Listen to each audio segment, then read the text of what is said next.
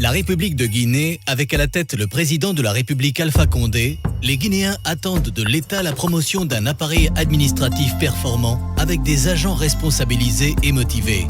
Un appareil administratif à la hauteur de nos ambitions de développement, ce qui est tout à fait dans l'ordre du possible au regard des ressources humaines de qualité dont recèle l'administration guinéenne.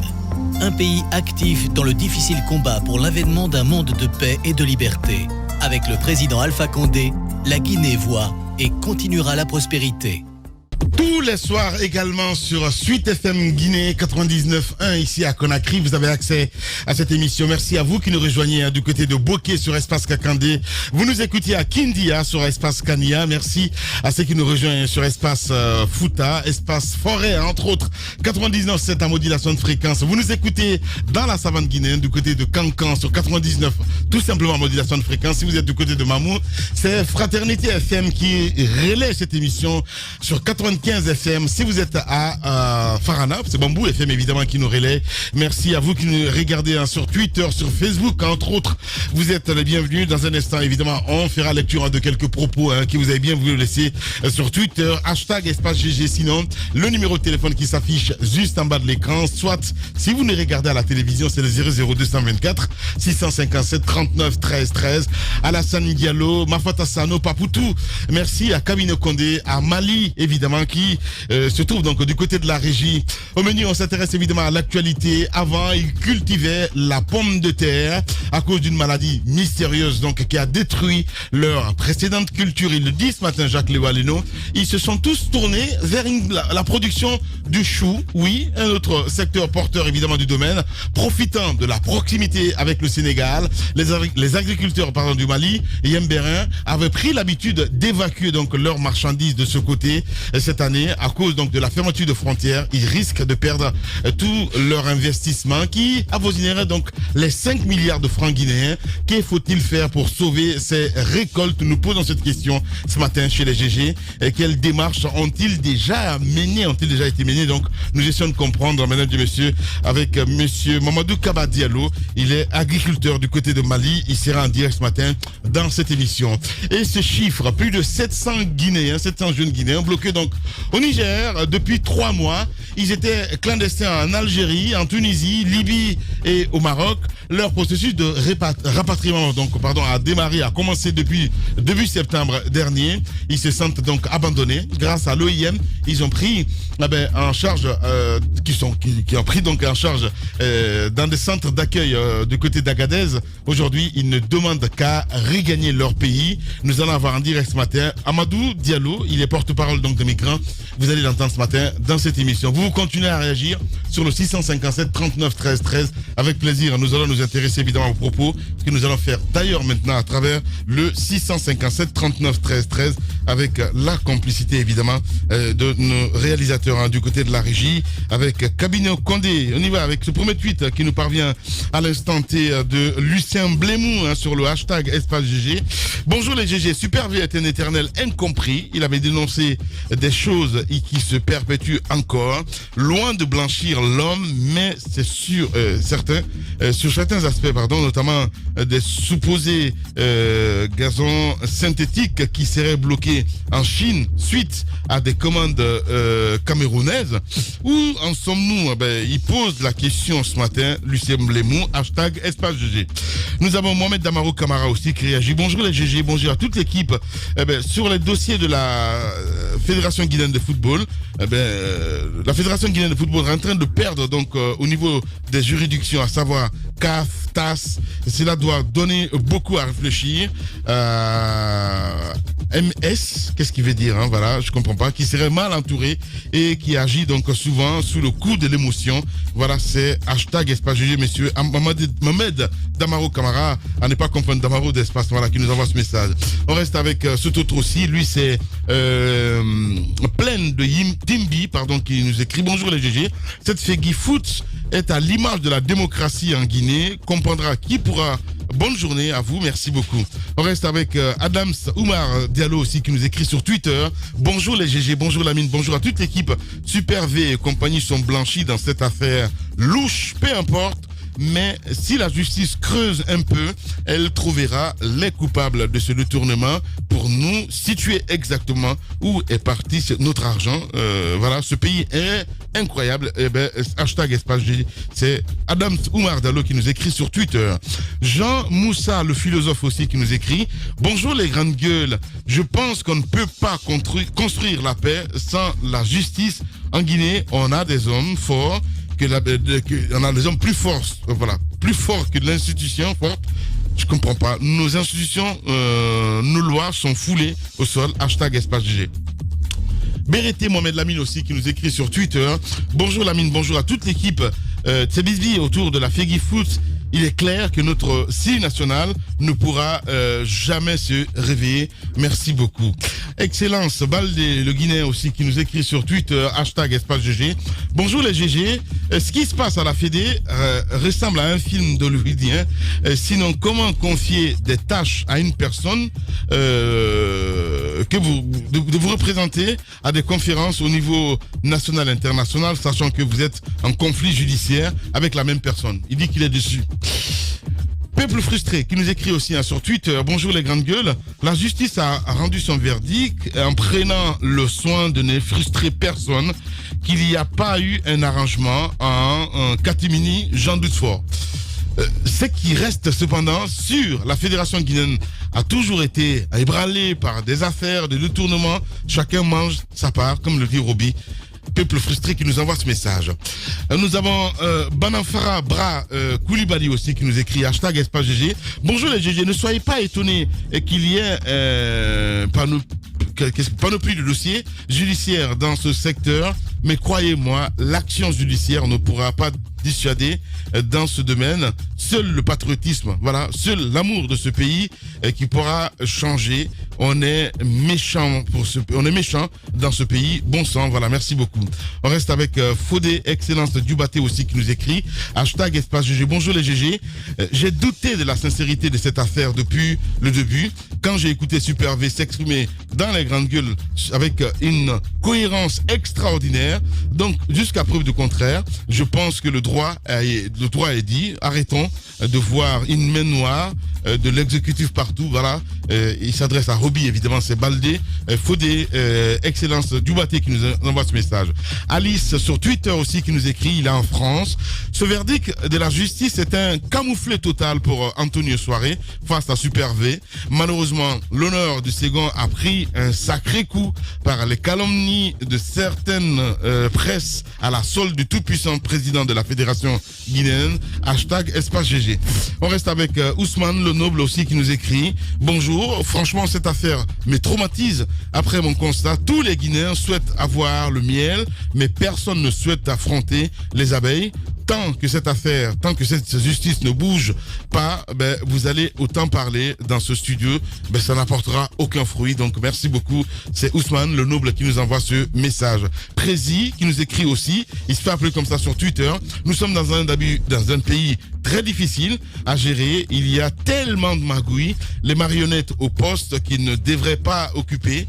Et le plus difficile ici, c'est de voir que ceux qui sont des vieillards, qui devraient être un exemple pour nous, les jeunes, mais hélas, voilà. Nous avons ce gars aussi qui nous écrit, lui c'est tout tata ou tout lala, je ne sais plus, qui nous écrit sur Twitter. Bonjour les grandes gueules, ce dossier de 28 milliards est clos, on n'entendra plus parler, rien ne sera clair, c'est comme ça fonctionne dans notre pays, à cause de ce Sili qui n'apporte rien de concret, ils vont continuer à détourner l'argent du contribuable. C'est la Guinée, hashtag espace GG. Maintenant, avec les SMS, évidemment, cet autre qui nous écrit, bonjour les GG, l'affaire de pêche illicite à Kamsar, tous les responsables sont coupables, on a plusieurs fois dénoncé, lui s'appelle Kalo et il est pêcheur, il nous envoie ce message. Nous avons cet autre aussi qui nous écrit, c'est Moria Kaba, je pense, du côté de l'UFR. Bonjour les grandes gueules, la pêche et les mines sont des secteurs dans lesquels il y a énormément de mains de dignitaires du régime. Soyez donc pas surpris que les réformes n'aboutissent jamais. Cependant, dans le pays où les commissaires de police sont réunis à soutirer frauduleusement les passeports des opposants, Quelle enquête sont-ils capables de mener de manière sérieuse, en toute responsabilité? Mouria Kaba, il pose cette question ce matin. #espace GG. On reste avec cet autre aussi qui nous écrit. Bonjour les grandes gueules. Bonjour Lamine, c'est évidemment Afamoussa Makadabi qui nous écrit, le mini animateur de cette émission. Voilà, qui nous écrit. Bonjour les GG, bonjour à toute l'équipe. Lamine, les vacances prochaines, il faut envoyer Moussa Moïse en Chine pour 2 mois d'apprentissage de la langue chinoise et la maîtrise des noms des Chinois. Sinon, à cet allure-là, vous allez recevoir une plainte de l'ambassade de la Chine contre vous. Kupinyanku. Moussa Makadabi qui nous envoie ce message. Il est terrible ce garçon. Allez, on reste toujours dans le sillage. Voilà. Je pense qu'on a lu le message de Mouria Kaba, évidemment. Le 657 39 13 13, le numéro évidemment, pour nous envoyer des SMS avec les vrais gens. On s'intéresse évidemment à l'actualité. On parle des vrais gens ce matin, mon cher Roby. Ça t'intéresse? On parle du côté de Mali Yembere, mon cher ami, avant de recevoir évidemment Mamadou Kalo Diallo qui va nous rejoindre dans ce studio. Voilà, c'est mon ami Heureux, voilà, évidemment, qui a ce dossier. J'ai suivi un grand format à la télévision avec AOB du côté de l'AB. J'étais juste stupéfait à dire qu'est-ce qui est fait dans ce secteur? Pourquoi l'État ne se bouge pas? On voit aujourd'hui ça ne s'arrange pas parce que les frontières sont fermées, en tout cas de ce côté, du côté du Sénégal. Comment font-ils ces agriculteurs aujourd'hui pour s'en sortir, Madame Hiro? Justement, on a eu M. Mamadou Kaba Diallo hier comme invité dans le grand direct de l'actualité. Eh bien, des jours avant, on a échangé avec nos collègues qui se trouvent à l'Abbé. Ils sont en difficulté, il faut le dire, Lamine, parce que d'habitude, dans Mali et Mbérin, ces agriculteurs se focalisent beaucoup plus dans la culture de la pomme de terre, mais il y a eu une maladie les années précédentes, une maladie qui a affecté la culture de pomme de terre, ce qui a fait que tout le monde a changé de cap. Ils se sont tournés donc vers la culture du chou. Et d'habitude, ça marche très bien quand ils récoltent le peu qu'ils vendent. Soit ils vendent à Mali ou bien à l'Abbé. Et le reste, il y a des gens qui venaient soit du Sénégal ou bien eux-mêmes, ils transportaient de ce côté pour pouvoir vendre et ils s'en sortaient très bien parce que ce qu'il faut rappeler, il n'y a aucune subvention. Il y a quelques-uns qui sont organisés en coopérative, mais ils ne sont pas aussi nombreux que ça. Vous avez dans cette, je veux dire, dans la pratique même des enseignants, des gens qui sont dans d'autres secteurs, mais pour joindre les deux bouts, ils se lancent dans l'agriculture et ils s'en sortent. Justement, ils se reconvertissent et ils s'en sortent très bien. Le problème cette année, c'est que les frontières sont fermées. Vous le savez, ça fait très longtemps maintenant, longtemps avant les élections l'élection présidentielle du 18 octobre. Et le problème, c'est que les produits sont à terme. Normalement, on devrait récolter pour pouvoir aller vendre. Et le problème, c'est qu'ils ont ils ont mené beaucoup de démarches, notamment au niveau des responsables locaux qu'ils ont contactés, qui sont venus jusqu'au niveau de la préfecture. Ils ont fait, comme on appelle, des démarches pour que le document puisse arriver jusqu'au ministère de l'Agriculture pour qu'on puisse voir si la dame peut éventuellement faire du lobbying pour leur permettre d'évacuer ces produits pour ne pas qu'ils pourrissent, parce que ce serait d'énormes pertes. Vous l'avez dit, les pertes peuvent avoisiner 5 milliards de francs guinéens. Et je pense que normalement, parce que en tout cas, l'élection est passée. Normalement, la vie devrait reprendre son cours normal si l'État ne peut pas apporter un plus à ces gens. Parce que le monsieur, il nous a dit, les engrais, tout ce qu'ils utilisent pour la culture, c'est eux-mêmes qui achètent par leur propre chef. Ils n'ont pas de soutien extérieur. Donc, laisser des gens comme ça perdre toute cette récolte-là, ce serait vraiment créer des problèmes. Il craint même qu'il y ait la famine parce que supposons qu'ils perdent toute cette source de revenus qu'ils ont pu investir dans ces cultures-là. S'ils ne réussissent pas à revendre et récupérer les fonds qu'ils ont mis dedans, comment pourront-ils se projeter? Comment pourront-ils s'en sortir? Comment pourront-ils scolariser leurs enfants? Et qu'est-ce qui pourrait se passer pour eux les années à venir? C'est la question qu'on se pose. C'est très dur d'être agriculteur aujourd'hui, paysan, il faut le dire. C'est très dur pour surtout dans la filière de pommes de terre. Ces préfectures qui sont très éloignées parce que ils ont quand même, les paysans ont double problème là-bas parce qu'ils sont très éloignés de la capitale et même des grandes villes qui les entourent. Mais ils ont un avantage parce qu'ils se retrouvent bien plus proches des pays voisins. C'est le cas par exemple de quelqu'un que vous prendrez du côté des Sigiri. Je crois il lui serait beaucoup plus facile de rallier Bamako que de venir à Conakry. Donc à Mali Yembere, les gens se sentent beaucoup plus proches du Sénégal que de la Guinée. Non, il y a beaucoup de préfectures comme ça qui se sentent proches des pays voisins. Donc qui traitent beaucoup plus avec les Sénégalais, les Maliens, les Libériens pour ceux qui sont au sud, qu'avec nous. Donc la fermeture des frontières impacte sérieusement sur, n'est-ce pas, leurs activités. Lorsque nous étions pleins dans la crise, il y avait eu des mesures, par exemple dans le cadre de transport. On avait eu une interview. Les mesures d'accompagnement, je comprends très bien. Les mesures d'accompagnement, on avait vu des coopératives, des jeunes qui disaient nous avons cultivé, nous avons des produits, nous avons de la pomme de terre, nous voulons livrer, mais nous ne pouvons pas nous déplacer avec. Alors il y a un sérieux problème d'accès à ces collectivités, à ces zones agricoles où on produit énormément. Vous voyez là, c'est un problème de reconversion. Je vois. Il y a ce problème de maladie, mais il y a également des pommes de terre qui connaissaient des difficultés, même si les pommes de terre n'étaient pas atteintes par la maladie, le fait de les garder tout simplement, parce qu'il n'y a pas de possibilité de les conserver. Donc, vous êtes obligé de les mettre dans les magasins. Donc, souvent, si elles se détériorent, vous êtes obligé soit d'utiliser une quantité pour encore cultiver, ou tout simplement vous les perdez. Donc, il y a beaucoup de paysans qui perdent comme ça dans ça se bouffe quand même chez nous, les pommes de terre. Oui, bien entendu. Alors. Mais il faut pouvoir écouler. Oui, il faut pouvoir écouler. Parce que si vous ne pouvez pas écouler, il va y avoir des difficultés. J'ai regardé cette émission sur Espace TV Info Brut avec AOB qui avait réalisé, Alpha Ousmane Ba du côté d'Espace Fouta qui avait réalisé évidemment un sujet là-dessus. Et j'ai envie de dire, vous les voyez, c'est comme si on se dit demain on va se suicider en fait, parce que on produit, à la fin du compte rien ne se passe, et l'État c'est vraiment des oubliés de la République, mon cher ami. C'est des oubliés de la République, mais il faut souligner que surtout la filière de la pomme de terre, ces 10 dernières années, ils ont été sérieusement touchés. Touchés.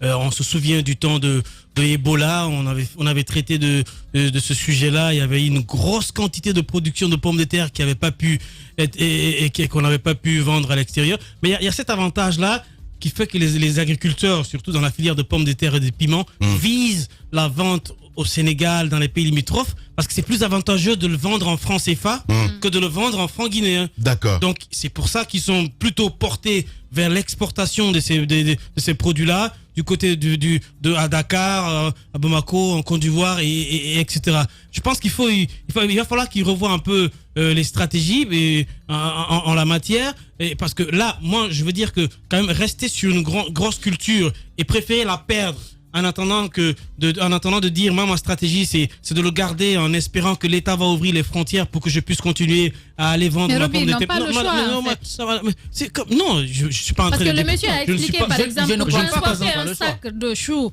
par exemple, de Mali Mbérin à Labé, tu payes 15 000 francs et ils ne vendent pas cher. Quand c'est à l'extérieur, ou bien quand les gens venaient acheter à Mali, ils peuvent acheter le sac jusqu'à 150 000. Mais quand vous payez 15 000 et que vous partez vendre, par exemple, à 30 000 et que vous payez le transport et tout, imaginez le coût. Ce que ça peut faire. Ils ne gagnent pratiquement rien. On cultive quand même pour gagner quelque chose. On investit pour avoir quelque chose. Oui, mais dans une période, pouvoir réinvestir. Oui, mais dans une période pareille, c'est pas dans toutes les circonstances qu'on prend des risques, Madame Yoro. Soit vous risquez de perdre toute votre production et ne rien gagner, ou vous vendez au moins à un prix moindre et pouvoir sur le marché local. Non, ils n'arrivent justement pas à vendre sur le marché local. Les gens qui ont d'habitude, les gens viennent parce qu'ils ont produit une grande quantité qu'ils n'arrivent pas à évacuer, justement parce que les frontières sont fermées. Parce que eux, par exemple, ils ne peuvent pas venir à Conakry. Il nous a expliqué qu'il y a des champs, par exemple, qui produisent à Dalaba, qui sont plus proches, qui peuvent ramener toute cette marchandise-là ici à Conakry. Aussi... Mais eux, vu la distance et l'état des routes, qui sont pratiquement impossible. Ils prennent des motos. Imaginez si vous avez, par exemple, 300 sacs. Comment vous pouvez déplacer 300 sacs avec des taxis motos en payant 15 000, sans oublier, comment on appelle les gens que vous allez payer pour transporter tous ces sacs-là. Je pense que c'est un problème pour ces agriculteurs-là. Il faut revoir la situation, il faut les aider. Parce que la mine, ce pays-là, vous voyez des richesses de ce genre. On aurait pu atteindre l'autosuffisance alimentaire. S'il y avait un État organisé, s'il y avait des routes, parce que le développement d'un pays passe forcément par les routes, quel que soit le courage de ces agriculteurs, des gens qui produisent, s'il n'y a pas de route, comment voulez-vous que ça marche? On est obligé d'amener ça ailleurs.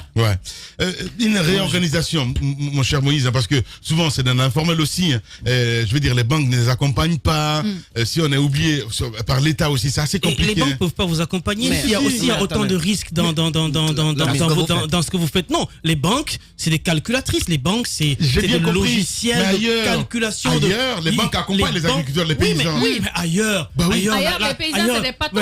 L'agriculteur, il y a les agriculteurs. Dans des pays, on connaît des pays où les agriculteurs, ils sont en hélico privé. Ils ont assez d'argent. Ne me dis pas la Côte d'Ivoire, s'il te plaît. Je suis pas en train de parler de la Côte d'Ivoire. Eh ben, pourtant, Lamine, il faut parler de la Côte d'Ivoire. Je savais de toute façon.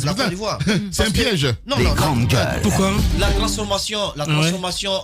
transformation structurelle de l'agriculture dans ce pays, je pense, ça fait des envieux. Mais au-delà même de l'Afrique. Ouais. Parce que là-bas, quand on pense agriculture, on pense tout un process. Ouais.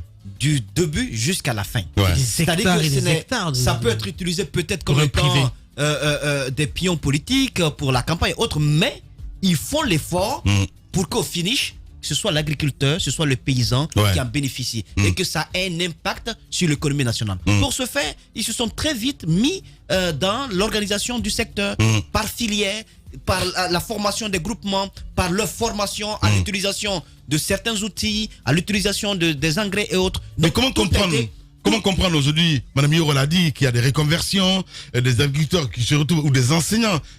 C'est assez complexe. Lamine, parce que l'agriculture de subsistance que nous pratiquons aujourd'hui n'est même pas une agriculture qui tient la route. Ça ne tient pas d'abord la route. Vous avez quelques jeunes qui se donnent la main, qui prennent 1 hectare, 2 hectares, qui l'aménagent et qui font une culture. Et après, vous avez des kidams qui viennent de je ne sais où et qui viennent y mettre le feu. Ils détruisent tous, ils mettent le feu.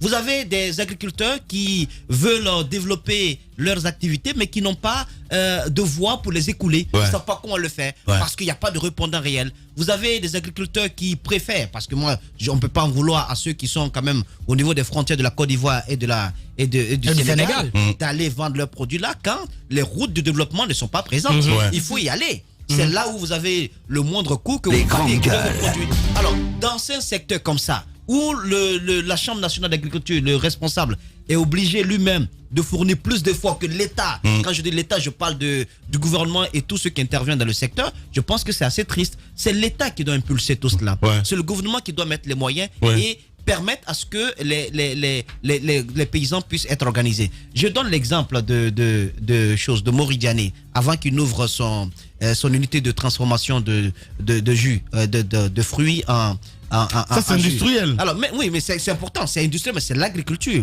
Je n'ai pas dit le contraire. Nous on s'intéresse aux vrais gens là, Moussa. On peut découler des produits. Je n'ai pas dit le contraire. Je comprends très bien ce que tu veux dire. Je donne cet exemple parce que les pastèques sont là. Vous pensez que je suis en train de parler du pays? Je ne parle pas. Je parle d'un investissement. Les grandes gueules. Prenez les pastèques.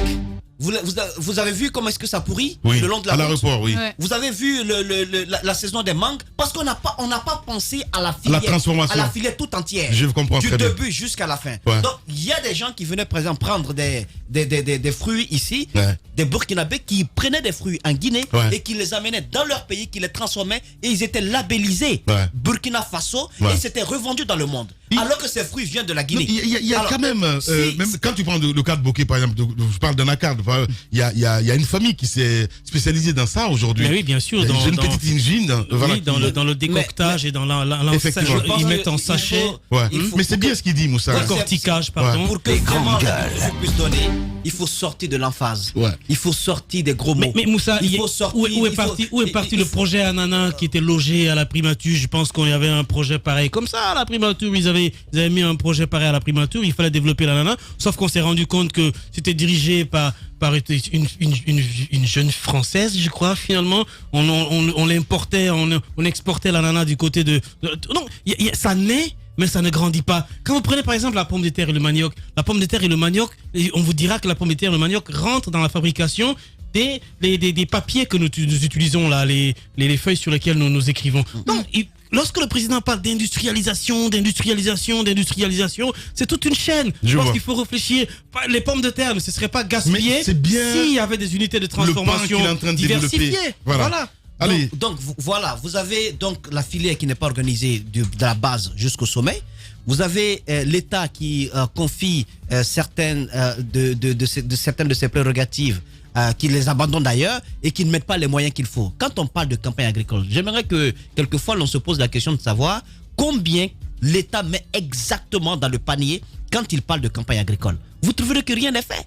Ce sont souvent les responsables de la Chambre d'agriculture qui s'arrangent, qui mettent les moyens qu'il faut, juste pour ne pas que l'on perde la face. Mais la campagne, c'est pour acheter des engrais. Après, il n'y a pas d'organisation derrière. Quand on parle de campagne, je pense que les actions doivent suivre plus tard. Vous avez à la base des gens qui produisent, qui pensent beaucoup plus à nourrir leur famille qu'à faire autre chose en termes d'industrialisation. Vous avez aussi ceux-là qui s'adonnent à mettre des unités en place, des unités industrielles en place pour transformer l'ensemble de ce produit qui ne sont pas du tout accompagnés. Je pense que l'État doit revoir sa politique agricole.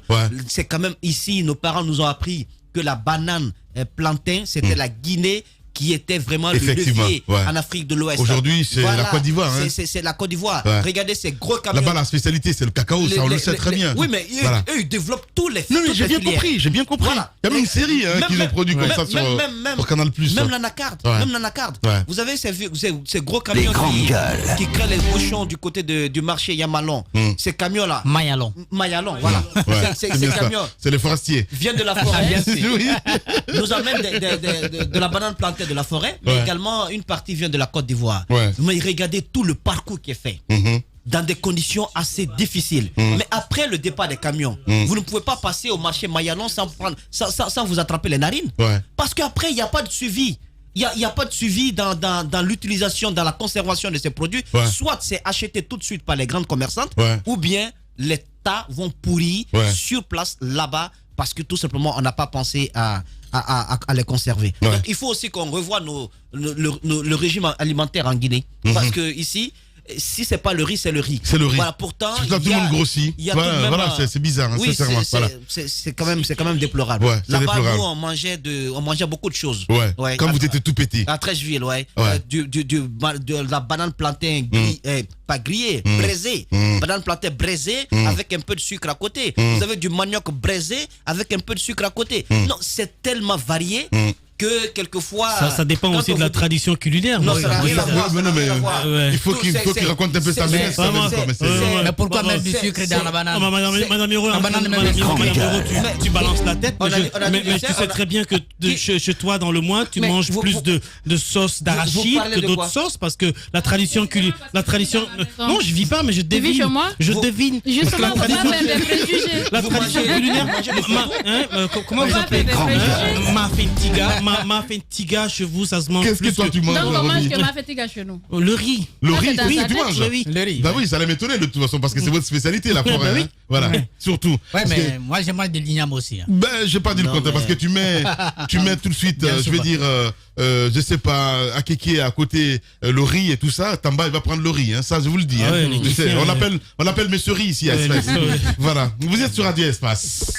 La République de Guinée, un leadership de type nouveau depuis 2010 qui fait du dialogue et de la concertation les vecteurs d'une politique préoccupée au premier chef par leur vie et par les intérêts exclusifs de la Guinée. Un leadership capable de tisser et de fédérer des consensus dynamiques pour une gouvernance partagée.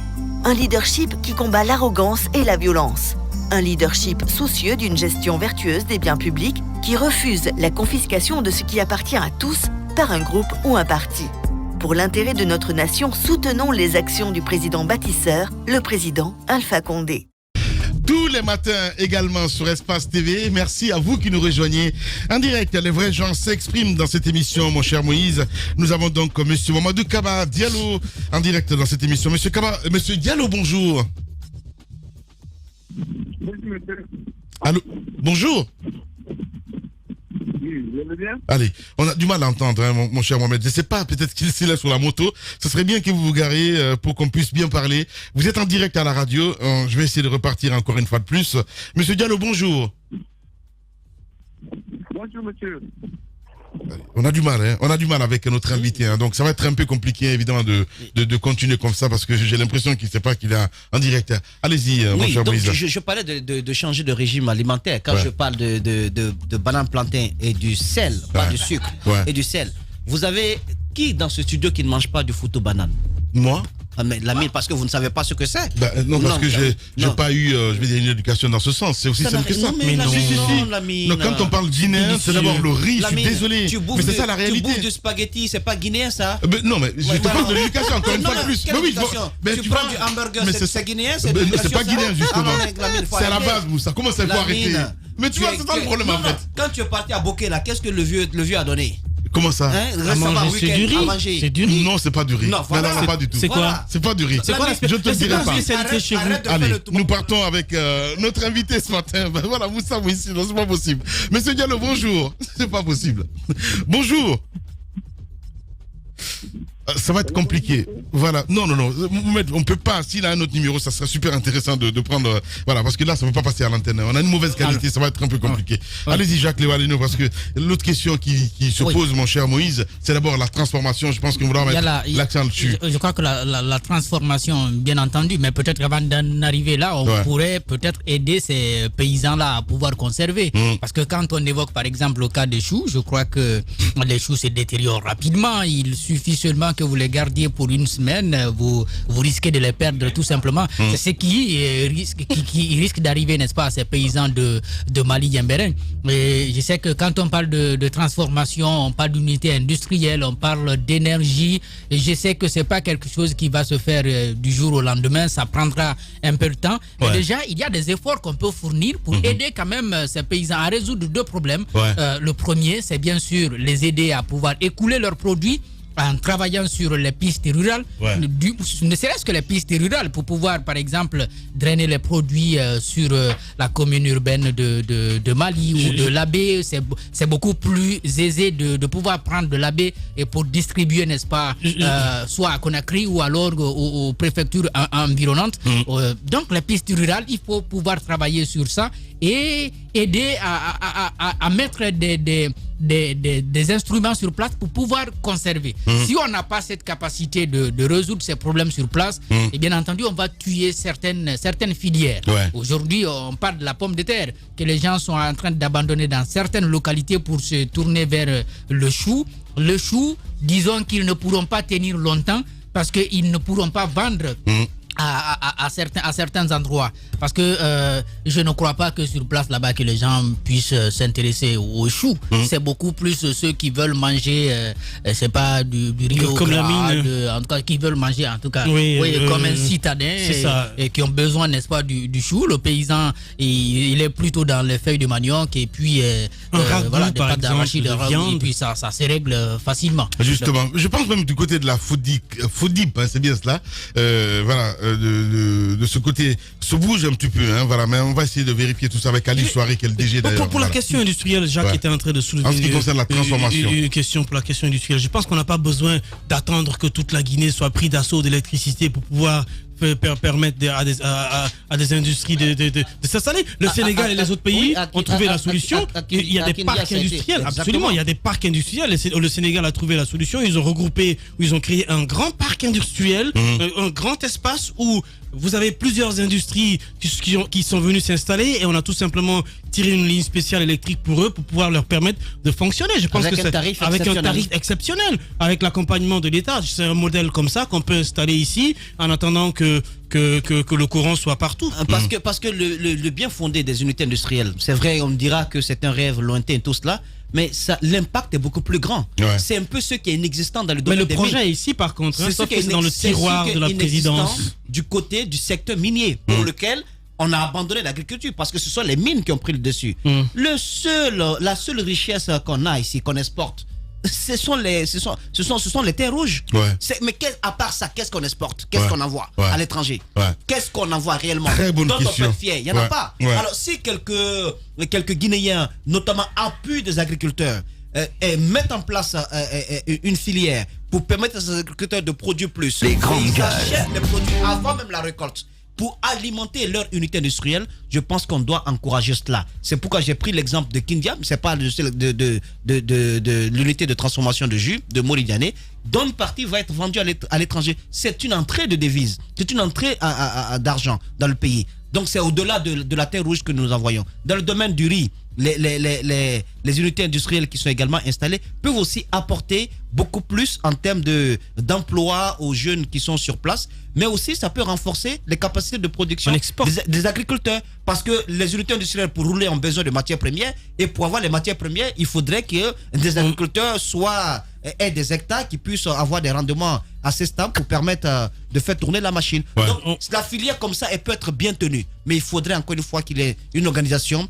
et c'est l'État qui doit piloter cela, c'est l'État qui doit ouvrir la voie.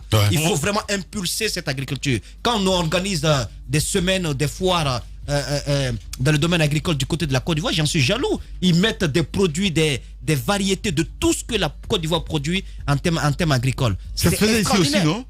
Je sais pas, je m'en souviens pas. Je m'en souviens pas. Alors, la foire, oui, sous la présidence du président de la République, comme toujours. Posez-vous des questions sur l'avenir du café. Mais bizarrement, du café Mercedes. Vous avez du côté d'un autre pays, met en place des tracteurs parce que les tracteurs coûtent excessivement cher. Un seul agriculteur avec les moyens dérisoires ne peut pas les acheter. Mais l'État trouve les moyens de les avoir. Et lorsque les agriculteurs sont organisés en groupement, lorsqu'ils sont bien structurés, on leur prête ces tracteurs, ils vont les utiliser, ils vont travailler avec, et ensuite l'État récupère la machine. Donc ça tourne ainsi ici. Mais dans notre pays, tout est devenu mine, tout est devenu terre rouge, et les dégâts sont catastrophiques parce que au moins l'agriculture, vous pouvez compter sur un certain renouvellement, mais au niveau des mines, lorsque vous enlevez vous détruisez la couche végétale, vous enlevez cette terre, rien ne va la remplacer parce que le processus est irréversible. C'est l'agriculture qui doit être notre levier et on a laissé sur les mines parce que l'argent est plus facile. L'État n'accompagne pas le secteur agricole, l'État n'accompagne même pas le secteur de la pêche. Ça veut dire qu'ici, aujourd'hui en Guinée, dès qu'il y a un secteur qui porte, qui est rentable, vous savez, l'État refuse d'accompagner les locaux et vous avez les étrangers qui prennent place et qui viennent avec leur montagne de dollars, qui investissent. Lorsqu'on prend le cas de l'anacarde aujourd'hui, c'est pris d'assaut par les Indiens. Les Indiens ont déjà fini par introduire ce secteur. La pêche est pris d'assaut par des Libanais. Les pêcheurs guinéens qui se débrouillent bien que mal pour joindre les deux bouts sont toujours stables dans le même niveau alors que les autres grimpent. Donc je pense qu'aujourd'hui il faut que l'État réfléchisse à la stratégie d'accompagnement des locaux, sinon ça marchera pas. Ouais. Et quand on parle d'exportation, on exporte pas mal de migrants, hein, nous. Et maintenant les commerçants. Mon cher Roby, c'est pas possible. Allez, on n'arrive pas à rejoindre évidemment Mamadou Kaba Diallo, hein, voilà. On va continuer l'émission dans un instant, mon cher Roby. Pardon, allez-y, Jacques Levalino. Oui, il serait important quand même de l'entendre parce que c'est non seulement un calvaire, mais c'est une perte. Lorsqu'on parle des milliards dans les zones rurales, il faut dire ce que ça représente. Ça représente beaucoup d'argent. Même 1 million de francs guinéens pour un paysan, c'est déjà quelque chose d'assez pour pouvoir faire face à certaines obligations. Surtout que l'agriculture n'est pas faite ici seulement pour manger, c'est le moyen par lequel on passe pour faire face à d'autres besoins tels que la scolarisation des enfants et puis peut-être même l'habitat, trouver un habitat décent pour vivre dedans. Voilà, parce qu'il y a des inquiétudes. On va essayer d'appeler Monsieur Soiré qui va intervenir dans un instant sur Radio Espace parce que évidemment je crois que c'est un fonds qui est, mis en place. C'est bien cela. Voilà, il va expliquer un peu parce que les commerçants, les agriculteurs nous écoutent en ce moment. Est-ce que ils ont l'information sur l'autre question évidemment qu'il faut se poser parce que j'imagine qu'ils sont bougés eux un petit peu de ce côté hein, pour pouvoir apporter quelques solutions parce qu'on comprend qu'il y a une crise, mais qu'il faut-il, que l'État fait, qu'est-ce que l'État fait évidemment dans ce domaine? On va essayer de l'écouter dans un instant. Allez-y, madame. Il y a des agriculteurs qui s'organisent, c'est tout un processus. Il y en a par exemple à Kindia ici qui sont il y a une chaîne qui est mise en place, c'est-à-dire les gens qui sont sur le terrain, ils travaillent, ils produisent, mais il y a des jeunes qui sont organisés ici à Conakry qui vont juste récupérer les produits là-bas et venir les placer. En fait, c'est toute une chaîne qu'on peut mettre en place. Je pense que c'est ce que le monsieur veut dire. Il entre en contact donc avec ses agriculteurs pour essayer de voir comment organiser cette chaîne, notamment les aider pour ne pas que ces produits puissent pourrir. Le problème, c'est qu'il y a trop de tape à l'œil dans ce pays parce qu'il faut qu'on interroge aussi. Je crois que c'est Kanyassi, hein, je crois, le conseiller du président qui nous avait vanté une plateforme sur laquelle les agriculteurs pouvaient acheter, je crois. Il avait loué ou acheter. Donc, vous avez vu, donc, le président. Tu parles de plateforme, on a du mal à joindre l'autre du côté de Mali, où le réseau n'est pas stable. On l'avait bien vendu, ce projet, Madame Hierro, en grande pompe. On revient au bien. Nous avons donc Alius Soiré, il est le DG donc, de Fodib, en direct ce matin chez les GG. Les grandes gueules. Monsieur Soiré, bonjour. Oui, bonjour. Oui, commencez d'abord par nous présenter ça doit être un fonds et comment vous travaillez ou vous êtes appelé à travailler avec les agriculteurs de notre pays. Oui, bonjour. Merci pour cette opportunité. J'interviens à l'improviste, mais effectivement, à travers le programme d'appui aux entreprises et aux GIE que Monsieur le Président de la République a bien voulu mettre en place, il y a un certain nombre d'activités ou d'actions qui ont été prises et menées afin de réduire l'impact de la pandémie sur les activités économiques et surtout sauver les emplois, notamment dans les régions. C'est à ce titre que nous avons mis en place une plateforme qui permet à tous les acteurs économiques de postuler, donc de déposer leurs demandes qui sont traitées via les institutions financières, donc IMF, institutions de microfinance et banques comprises. Il y a 16 qui ont participé ou qui participent à ce programme-là. Et au-delà de cette plateforme-là, puisqu'on a voulu aller au-delà de la région de Conakry, puisqu'on s'est rendu compte qu'il y a un déficit très important à l'intérieur du pays, où se trouvent à la fois les intrants pour les industries, comme l'a signifié tout à l'heure un d'entre vous. Et donc, à ce titre, des missions ont été diligentées à la demande de M. le ministre d'État Tibou Camara. Il y a une première mission qui a été à l'intérieur du pays, à la fois pour identifier, accompagner et financer les entreprises de GIE qui ne sont malheureusement pas, pour la plupart du temps, formalisées. Il y a une deuxième vague, une deuxième mission qui est en cours de préparation. Encore une fois, c'est d'aller sur le terrain, aller à leur rencontre. Je pense que vous avez suivi les différents reportages. Ça s'est fait juste quelques semaines avant les élections. Donc voilà, pour dire que... Oui, Monsieur Souaré, vous parlez d'entreprise. Nous parlons d'un paysan là qui est dans son village et qui se débrouille avec le moyen du bord pour pouvoir cultiver. Comment ce dernier peut bénéficier de vos services? Et puis, c'est quoi même vos services? Est-ce que vous donnez de l'argent ou vous faites dans l'encadrement? Bon, j'étais passé dans votre émission une fois, j'ai expliqué en fait que c'est à la fois c'est un fonds qui est dédié à l'accompagnement, à l'appui et au financement des entreprises dans des entreprises. Donc c'est partant de toutes ces remarques-là, de tous ces déficits-là qu'on va vers les entrepreneurs à l'intérieur du pays. On a déjà eu à mener cette mission-là. Elle va se renouveler. Et pour y bénéficier, c'est un programme d'appui en fait qui, avec une période moratoire de 6 mois, avec un financement qui ne dépasse pas 5%. Donc c'est pas une subvention, c'est un prêt remboursable à partir de 6 mois après réception des fonds. Donc voilà, pour tout ça pour dire que on tient compte des besoins et des réalités par région. On n'a pas attendu, on n'est pas resté dans les bureaux ici à Conakry, on est parti sur le terrain. Et les images et les reportages en font foi. Bien. Sauf que là, si vous permettez, le besoin il est imminent parce que si on n'arrive pas à les aider dans les jours à venir, ils risquent de perdre toute la récolte. Et quelquefois, ce n'est même pas des gens qui sont en coopérative, qui ne sont pas suffisamment organisés. Qu'est-ce que vous pouvez faire pour dans des situations pareilles? Merci pour cette question. On a déjà eu à mener une réunion d'urgence le week-end dernier, vendredi dernier, à la primature avec les conseils de M. le Premier ministre, puisque ce fonds-là a été mis en place vraiment avec l'appui du Premier ministre et de son gouvernement, avec bien sûr les instructions de M. le Président de la République. Mais on est en train d'élargir. Effectivement, on s'est rendu compte que le secteur informel domine. Donc si on met en place des programmes dédiés aux entreprises formalisées uniquement, on risque d'exclure d'autres. C'est pourquoi on est en train de réfléchir à élargir l'appui et le financement aux autres secteurs. Donc, ça également, les démarches sont en cours. On a eu une réunion avec Expertise France, la primature et le FODIP dans le cadre de l'amélioration, du renforcement de ce programme d'appui aux entreprises de GIE.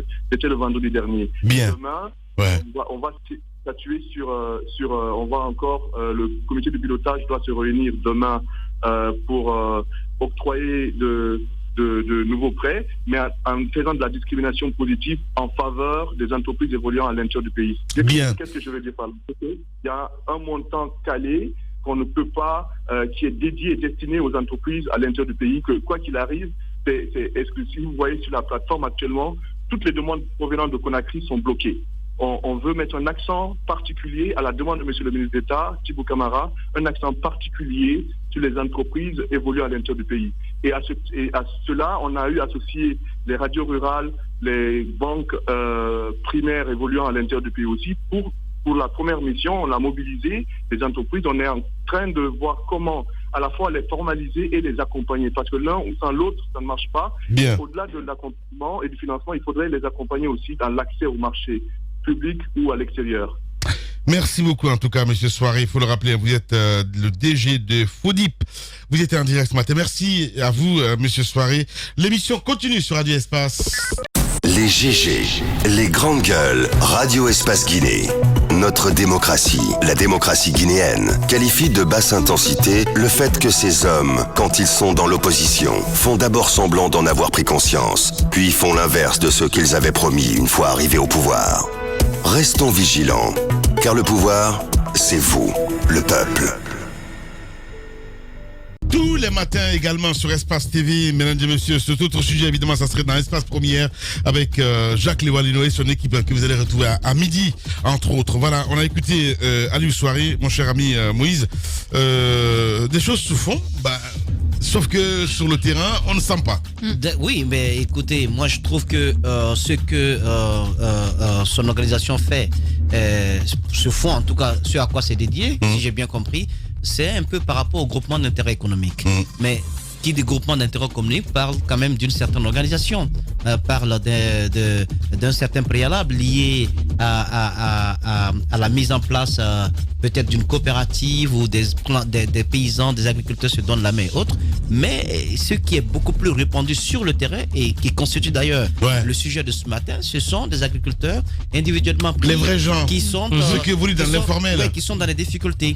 Je ne dis pas que le fonds n'a pas lieu d'être. Je suis quand même très émerveillé. Sauf que le fonds ne résout pas le problème. Oui, mais ça permet de résoudre certains problèmes. Je suis quand même émerveillé que ce fonds-là existe. S'il est utilisé à bon escient tel que l'objectif a été défini, je pense que ça pourrait sortir du trou certains groupements d'intérêt économique qui souffrent énormément et qui n'ont pas la chance d'avoir des prêts au niveau de certaines banques, soit liés parce que le taux d'intérêt est très élevé ou parce qu'il y a même des difficultés d'accès à ces fonds, parce qu'il y a des banques qui ne prêtent pas et c'est sûr par le chef de l'État qui dit qu'il a besoin des banques qui accompagnent l'économie. Mais encore faudrait-il qu'il y ait des garanties suffisantes pour que ces banques-là puissent agir dans ce sens. Donc je trouve que le fonds peut faire son travail, mais le fonds n'a pas toutes les clés à main pour résoudre le problème à la base au niveau des agriculteurs. C'est le ministère de l'Agriculture qui peut agir à ce niveau-là. Justement. Donc c'est lui qui peut impulser une véritable politique agricole et les autres peuvent venir en appui. Merci beaucoup Moussa. En attendant, je pense que c'est urgent, c'est imminent qu'on vienne en aide à ces agriculteurs de ce côté. Sinon, ce serait tous leurs investissements, on en a parlé, qui vont partir à l'eau et ce seraient des familles qui vont se retrouver en difficulté parce qu'on l'a dit, le chou, ça n'attend pas. On n'a pas de lieu, d'endroit où on peut conserver. Si ce n'est pas évacué, c'est juste que les produits vont pourrir et ces agriculteurs, ils n'auront que leurs yeux pour pleurer. Si la dame du ministère de l'Agriculture, Madame Mariam, si elle nous écoute, et ce serait bien qu'elle agisse, qu'elle fasse du lobbying pour aider ces agriculteurs qui ont lancé leur cri de cœur du côté de Mali. C'est quand même une occasion idéale pour que l'État montre son grand cœur, puisqu'ils sont tout le temps, ils sautent tout de suite sur la chaise dès qu'il s'agit de pénurie de carburant. On est prompt à subventionner carburant, on est prompt à subventionner beaucoup d'autres produits comme le riz, le sucre, etc. Il faut aussi subventionner la pomme de terre en cette période de crise. Je pense que c'est possible. C'est possible de subventionner. Pour que ce soit vendu intérieurement. Puisqu'ils n'ont pas la possibilité de sortir leur production à l'extérieur pour fermeture de frontières, il faut subventionner. Pour que allez-y, Jacques. Je pense en parlant de subvention, il faut que l'État repense entièrement sa politique. On ne peut pas continuer parce que celle qui est menée contribue plutôt à enrichir le paysan bangladais. Et je crois qu'il faut investir, il faut subventionner le paysan guinéen. C'est lui qui doit bénéficier des fonds de l'État, de notre budget et de pouvoir, à partir de sa sueur, nourrir ses proches. Je crois que c'est comme ça on doit faire. Merci beaucoup Jacques Lewalino. On a terminé ce matin. Grand merci à Mohamed Diaby qui a réalisé cette émission, à Kabine Kondé à la régie, à Alassane Diallo, Mafata Sano. Merci à vous tous à l'international. Dans un instant sur Radio Espace, c'est Arnaud Béché qui vous retrouvez avec Zik Laisse passer la matinée. Et sur Espace TV, les infos reviennent. La rediffusion de 20h avec l'équipe de Moussa Moïsila et de Jacques Lewalino. Demain, on se retrouve pour d'autres numéros, pour d'autres aventures. Prenez soin de vous. À demain. Au revoir.